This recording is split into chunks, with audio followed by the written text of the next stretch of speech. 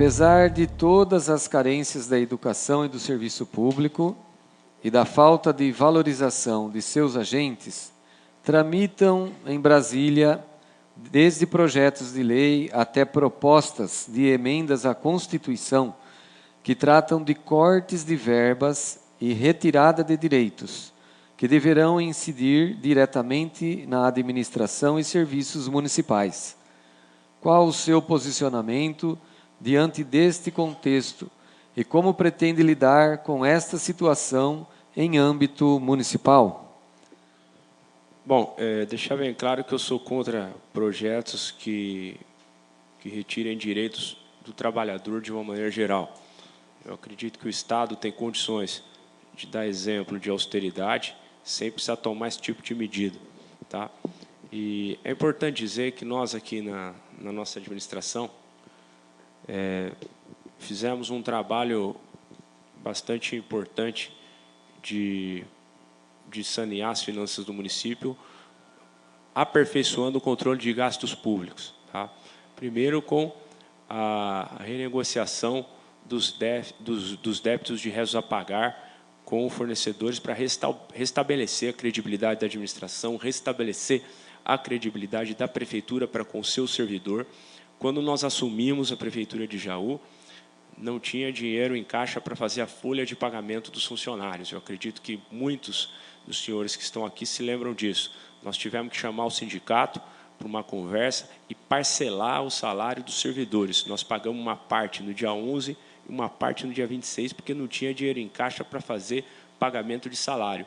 As contas que tinham dinheiro eram contas de recursos vinculados, cujas finalidades não poderiam ser utilizadas para o desempenho de despesas correntes. Então, essa era a situação de início. Hoje, a Prefeitura de Jaú paga o seu servidor em dia, inclusive, nós tivemos, durante 3 anos, já que nós estamos falando aqui de direitos dos servidores, de todas as áreas da administração, durante 3 anos, nós tivemos a oportunidade, além de dar o 13º ticket, além da política salarial que nós dissemos há pouco aqui, durante o mês de dezembro, nós fizemos 3 folhas de pagamento, durante os 3 anos, não foi um ano só. Foi em 2013, logo após esse cenário inicial que nós enfrentamos, de falta de recurso para fazer folha de pagamento, ter que parcelar a folha. No final de 2013, nós pagamos em dezembro a folha de novembro, o 13º e a folha de dezembro, que ia vencendo no dia 5 de janeiro, nós antecipamos e pagamos no dia 27. Isso é resultado de um trabalho de seriedade na administração dos recursos públicos. Esse é o trabalho que nós fizemos para resgatar essa imagem da administração, de uma administração que paga corretamente o seu funcionário, que paga corretamente o seu fornecedor. E foi graças a esse trabalho que nós conseguimos fazer as realizações que foram feitas, inclusive concluir investimentos e obras que outras administrações iniciaram e que estavam paralisadas por inadimplência, por calote, por não honrar com os compromissos. O primeiro passo para nós colocarmos a casa em ordem e prestarmos um serviço público de qualidade é a credibilidade que a administração tem que ter com os recursos públicos. Isso se reflete também na questão da probidade administrativa. Com 3 anos e meio de governo, eu não sou réu em nenhuma ação de improbidade. Todos os meus antecessores, essa altura do campeonato, especialmente o último, tinha 9, a maior delas relacionada à educação. O que tramita em Brasília vem assombrando a população brasileira, né? Essa política, exatamente essa política que estamos aqui tentando modificar. A política já é sabida que ela começa nas cidades que está o povo, que está a população, né? De baixo para cima precisa acontecer essa mudança, essa reforma, essa revolução. Porque hoje é de cima para baixo que vem a caça de direitos, leis, emendas, né? Recentemente, de madrugada, aí tentaram anistiar dívidas, Caixa 2 e tudo mais. A política que nós precisamos modificar começa aqui. É a nossa ação. É por isso que estamos na política, é por isso que acreditamos nessa possibilidade, nessa oportunidade, né? A falta de valorização de agentes, isso tudo é resolvido de baixo para cima. O que assistimos, tanto no nível municipal quanto no nível estadual, e também no federal, é sempre o inverso. Essa realidade pode mudar. Eu acho que a gestão passada teve, de fato, uma valorização dos agentes e um desastroso final na sua história. Eu participei de uma gestão e assisti às possibilidades e potencialidades que poderiam acontecer e foram desviadas. Foi por isso que saí da gestão passada, discordei da gestão passada. E me tornei hoje candidato para tentar implementar em Jaú uma política que vá na direção dos nossos anseios, das nossas necessidades. Isso é possível. Chega de cima para baixo, sempre num eixo vertical. O negócio tem que ser horizontal, tem que ser diálogo, tem que ser essa conjunção de ideias, de compromissos que a gente tem que assumir e cumprir. Obrigado. Essas medidas que está acontecendo em Brasília, né,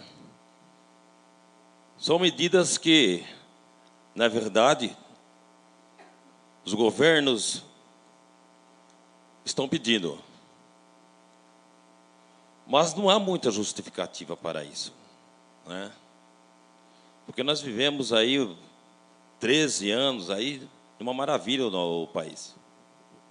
E assim mesmo, eles não resolveram nada na área da educação. A verdade é essa, né? Aí agora vem essas medidas e, infelizmente, também o nosso presidente quer tirar o piso dos professores. Então, veja como que a coisa vai ficar muito difícil para os municípios. Se o presidente ele está com intenção, junto com os governadores, principalmente o governador do estado de São Paulo, de tirar o piso dos professores, vocês calculem aonde nós vamos chegar, né? Temos que refletir muito sobre isso. Então, eu volto naquela primeira fala. Tudo tem que ser conversado com o quadro de professores, gestão e com a entidade de classe. Se o governo federal enxugar a máquina e o governo estadual enxugar a máquina, vai respingar no município. E isso nós temos que conversar com a categoria. Para o caminho que nós vamos tomar para ter uma qualidade de ensino e uma qualidade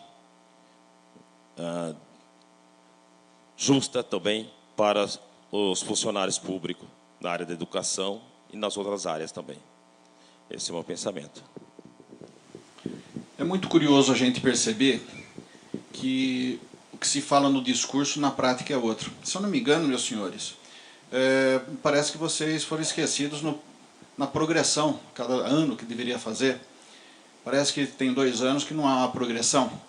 Naquilo que se fala em garantia de direitos, se eu não me engano, foi mandada uma emenda para a Câmara Municipal dizendo que aquele dinheirinho do Fundeb só seria pago na possibilidade de dinheiro em caixa.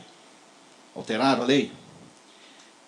Mas mesmo assim sobrou dinheiro em caixa. Então uma coisa é o discurso, outra coisa é a prática, que vocês estão percebendo. E mais, quando se fala em direitos, se eu não me engano, os estudantes universitários, havia vereadores lá que disputavam o direito à paternidade do passe dos estudantes universitários. Mas quando se muda de posição e se vai para uma prefeitura, parece que o direito adquirido dos estudantes foi esquecido, foi retirado também. Então aquilo que se fala não é necessariamente aquilo que se pratica. Então parem, pensem, olhem, ponderem e conheçam a história como um todo, não pela parte. Nessa parte nós vamos ter que aguardar essa emenda se de fato vai ser concretizada, porque é impossível transmitir mais esse problema para o município. Porque os deputados hoje, senadores, o salário deles aumentam barbaridade, rapidinho, enquanto nós ficamos nessa situação que estamos hoje. Eu espero que seja montada uma equipe técnica futuramente, se caso venha essa emenda a prosperar, para poder estudar essa situação. Porque uma pessoa, um prefeito sozinho não vai conseguir fazer com que funcione uma situação dessa no município. Eu acho que, geralmente, tem que ser uma equipe técnica para poder administrar isso aí, para não ter falta do dinheiro para os recursos necessários para isso, porque o prefeito sozinho não vai conseguir fazer isso aí, a não ser auxiliado pelos interessados, pelos professores, pelos diretores, pela equipe do governo. Infelizmente, se acontecer isso, vai ser drástico para todos os municípios, porque faltando verba, a coisa é muito difícil. Então, nós temos que aguardar, de fato, essa emenda. Como na própria Constituição, na emenda no parágrafo 6º da nossa Constituição, onde está o direito de educação, saúde, segurança. Em 2010 também colocaram alimentação, mas até hoje nada de alimentação. Não existe alimentação hoje. É besteira o que fizeram nessa emenda. Inclusive foi assinada pelo próprio Michel Temer, na época, que ele era o presidente do Senado. Como garantir à população a alimentação? Não teve. Agora estamos jogando isso aqui também para o povo. Vamos aguardar e esperamos que, se estivermos lá nessa data, faremos uma equipe muito boa para administrar isso. Muito obrigado.